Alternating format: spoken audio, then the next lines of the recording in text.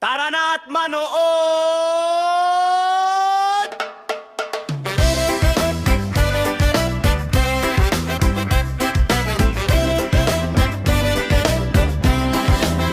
Tara na at manood sa cooking ni Churva.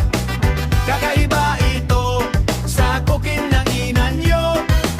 Tayo na at mag-aral iba't ibang estilo. Sa cooking ni Churva, matatakam ka talaga. Iba't ibang klaseng luto ng dinuguan. Dinuguan pang Oragon mula sa Sorsogon.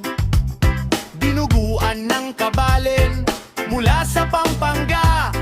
Dinuguan ng mga Kabsat, Ilocano at Pangasinan. May dinuguan ng Tagalog mula sa Bulacan. May dinuguang Kabatang mula sa Batangas. Luzon, Visayas at Mindanao aking ipapamalas. Iba't ibang kalseng luto sa dinuguan. Tara na at manood sa cooking ni Churva. Kakaiba ito sa cooking ng ina nyo. Tayo na at mag-aral iba't ibang estilo. Sa cooking ni Churva, matatakam ka talaga. Basta lutong Pinoy ating pagsasaluhan. Pang-ulam, pang-pulutan at panghandaan.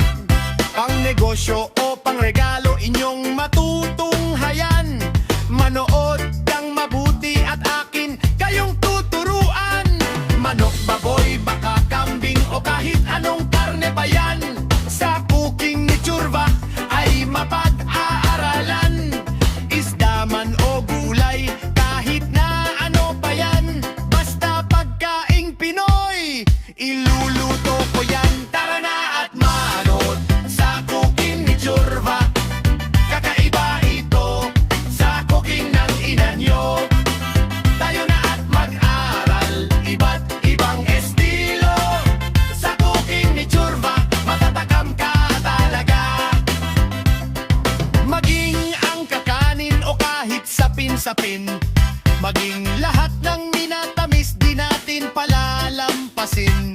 Kahit simpleng putahe ating pasasarapin.